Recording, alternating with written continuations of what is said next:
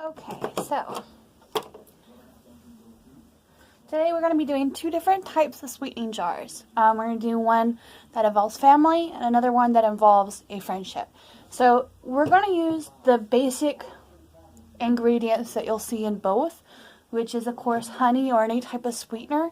I would not suggest artificial sweetener at all, simply because it's artificial, so it's not going to be, it's like, whenever you cast a spell with that, it's going to end up giving like a fake kind of friendship, and you don't want that. So I'm also going to be adding in my acacia flowers into both.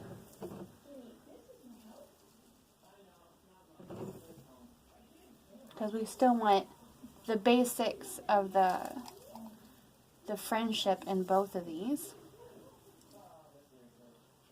And then, of course, rosemary, just to keep the peace and to kind of cleanse, the relationship.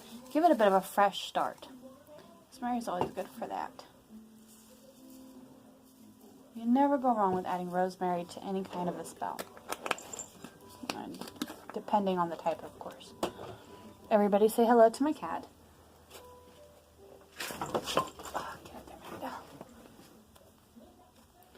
Okay, and then of course, Arabic gum.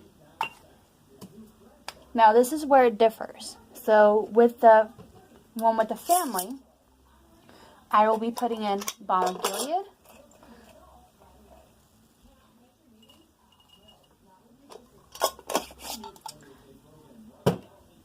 and I forgot my cumin, and cumin.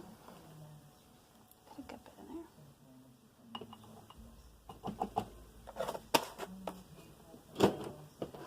Okay, and then with this one, I'm going to be putting in lavender,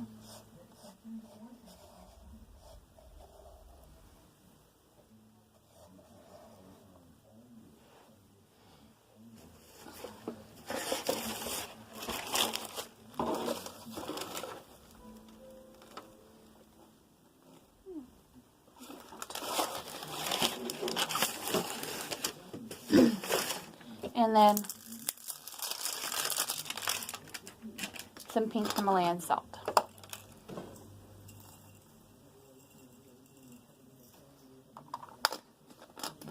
Okay, and that's pretty much it. I mean, you really don't put too much more in here. I know there are different variations, but for me, myself, this works out very well. Keep it simple, and it'll always go right for you. So at this point, I'm just going to, whoops, not that one. I'm just going to seal the jars.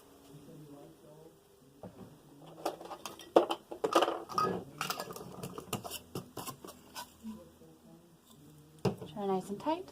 And then take my candles and put them on top. Now, when it comes to the family one, you can use a blue candle, but yellow is just best because yellow, of course, signifies happiness and good times and friendship and all that fun stuff.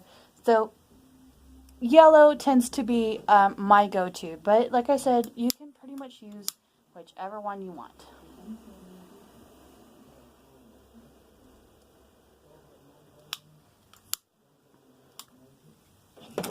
So as you can tell, these candles are actually dripped on. I'm using the white base because I really feel like this person that I'm working with, as far as the work that I'm doing for her, it needs that extra bit of cleansing and clarification in these relationships, but it can also use all the other kinds of work done depending on the color.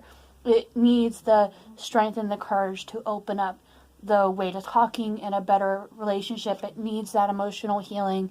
It needs the mentality redone. So for these two specific ones, that is the reason for the drip candles. I don't normally use these. These are not my favorite kind of candle. I prefer the figure candles, but in this instance, this is just what I'm going to work with. So I hope you guys really enjoyed the video. If you have any questions, feel free to ask. Once these candles are going to burn down, I'm going to read the wax, and then I'm going to keep them up for my customer I'm going to keep them for about a week to see how they go, and then I'm going to dispose of them. And within that week, I am going to shake it once a day. So what that does is it mixes everything on the inside, and it also makes sure that, I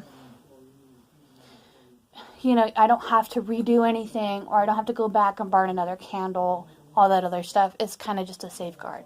So, like I said, I hope you guys enjoyed the video.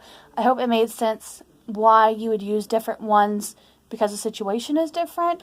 There are, like I said, 100 different herbs you could probably throw in here, and definitely flowers and all that other kind of stuff would be a go-to as well. So feel free to ask. You can search my blogs for other ingredients. As always, practice safe and have fun, witches.